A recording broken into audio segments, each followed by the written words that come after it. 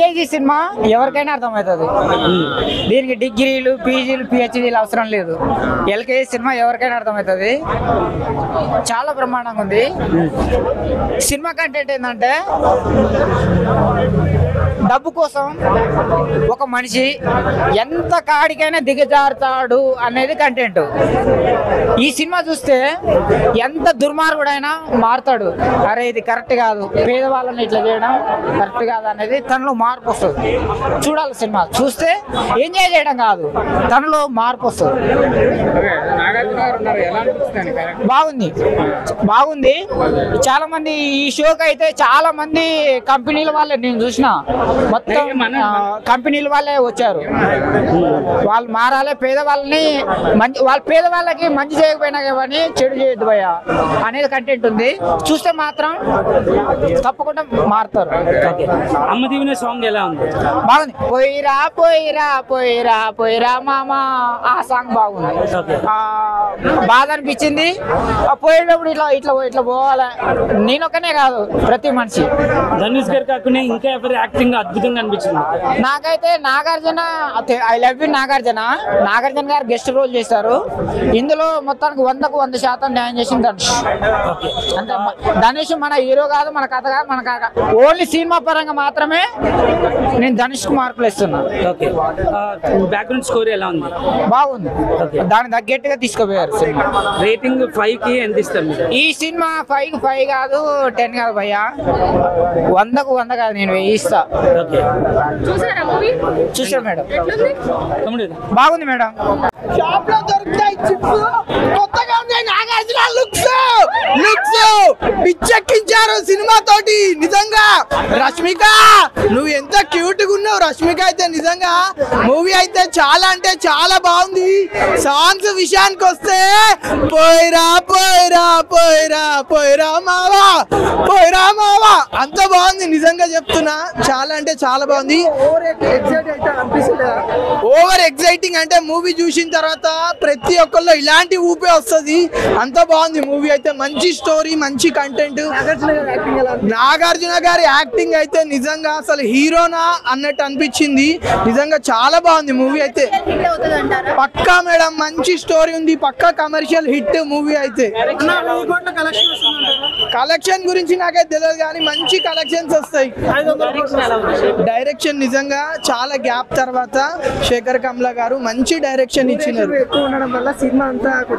అట్లా ఏం length disturbance ఏం లేదు. లెంత్ ఉండడం వల్ల స్టోరీ అనేది మంచిగా బ్రీఫ్ గా చేసారు. చాలా బాగుంది మూవీ అయితే. పక్కా సినిమా అయితే బ్లాక్ బస్టర్. ఐటమ్ లేవు, ఐటమ్ సాంగ్స్ లేవు, కాకపోతే స్టోరీ చాలా బాగుంది. పర్ఫార్మెన్స్ నిజంగా కుబేరా చూశాను. సినిమా ఒకటే మాటలో చెప్తాను, cult cult cult classic movie ఇది. దీని ఎలా చూడాలంటే చాలా ఎక్స్పెరిమెంట్ తో చూడకూడదు. సినిమా మాత్రం హైలైట్ అండి. మొత్తం ఫ్యామిలీస్ తో సహా చూసే సినిమా ఇది. ఎలాంటి వల్గర్ లేదు, నీట్ అండ్ నీట్ మూవీ. ఇక చెప్తున్నా కదా ఒకటే మాట, కల్ట్ కల్ట్ క్లాసిక్ మూవీ ఇది. క్లాసిక్ అంటే ఇక క్లాసిక్, సూపర్ అంటే సూపర్. ఇంకా అందరు బాగా చేశారు, ఇద్దరు హీరోలు. నాగార్జున సార్కి ఇక ఆయన లెవెల్ యాక్టింగ్ దానికి ఇక చెప్పనికి రాదు. చాలా ఎక్స్ట్రాడినరీ యాక్టర్. అప్పటి నుంచి కూడా ఇప్పటి వరకు కూడా ఇంకెప్పటికి కూడా ఇక ఆ లెవెల్ యాక్టింగ్ ఎవరికి రాదు. ఖచ్చితంగా చూడొచ్చు. ఈ షో తర్వాత ఇప్పుడు వచ్చిన పబ్లిక్, మాస్ పబ్లిక్ ఫ్యాన్స్ వచ్చారు. దీని తర్వాత అందరూ ఫ్యామిలీతో సినిమా చూస్తారు. ఇది లెంత్ ఎంత ఎక్కువ ఉన్నా కూడా బోరింగ్ అయితే ఎవరు కాలేదు.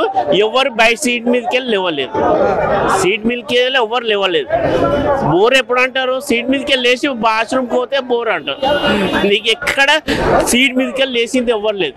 ఎగ్జాక్ట్గా అలా చూస్తూనే ఉన్నాం. ఎక్స్ట్రాడినరీ అనే ఎక్స్ట్రాడినరీ బాగుంది. ఇక రష్మికనే ఇక గ్లామర్ డాల్ చాలా బాగా చేస్తారు. అందరికి మంచి మంచి క్యారెక్టర్స్ బట్టి చాలా సినిమా మాత్రం అదిరిపోయింది. సినిమాలలో ఇది ఒకటి. కుబేరా చాలా మస్ట్ వాచ్ ఫిలిం. ఇప్పుడున్న జనరేషన్ లో కావాల్సిన ఫిలిం. పేరెంట్స్, చిల్డ్రన్స్, ఎవరు యూత్ ఇవన్నీ పెట్టుకోకండి, సినిమాకి వచ్చేయండి. మీ మనసుకు చాలా బాగా నచ్చుతుంది సినిమా. ప్రతి ఒక్క ఎమోషన్ క్యారీ చేసింది మూవీ. మీకు ఇందులో సాడ్ ఉంటుంది, హ్యాపీనెస్ ఉంటుంది, మీరు నవ్వుతారు, ఏడుస్తారు. ప్రతి ఒక్క ఎమోషన్ అనేది క్యారీ చేసింది సినిమా. శేఖర్ కర్మల్ గారు మీకు హ్యాట్సప్ అండి, చాలా బాగా చేశారు సినిమా. చాలా బాగా మంచి సినిమా తీశారు చాలా రోజుల తర్వాత. అది సెలబ్రేషన్ సాంగ్ కాదు బ్రో, అది ఒక సిచ్యువేషన్ లో వస్తుంది. మనకు ఒక మనిషి చనిపోయినప్పుడు తనకు ఎవరు లేరు అన్నప్పుడు ఒక మనిషి తనకు సహాయం చేసి సెలబ్రేషన్ చేస్తే ఎలా ఉంటుంది అనేది ఆ సాంగ్ అర్థం బ్రో. అది ఫెస్టివల్ సాంగ్ కాదు, అదొక ఎమోషనల్ సాంగ్. బట్ మనం అది ఫెస్టివల్ లాగా ఫీల్ అవుతాం. అంటే ఒక మనిషికి మనం సాయం చేసినప్పుడు ఎలా ఫీల్ అవుతామో అలా ఉందన్నమాట. సో ఆ సిచ్యువేషన్ లో వస్తుంది ఆ సాంగ్. సో చాలా బాగా అనిపిస్తుంది. ఆ సాంగ్ ఒకటే కాదు, మీకు ప్రతి ఒక్క సినిమాలో మీరు ప్రతి ఒక్క దగ్గర ఇన్వాల్వ్ అవుతారు. ఇది బాగాలేదే అని అనిపించదు. మీరు ప్రతి ఒక్క ధనుష్ గారి క్యారెక్టర్ కి ఇన్వాల్వ్ అవుతారు, రష్మిక గారి క్యారెక్టర్ కి ఇన్వాల్వ్ అవుతారు, నాగార్జున గారికి ఇన్వాల్వ్ అవుతారు.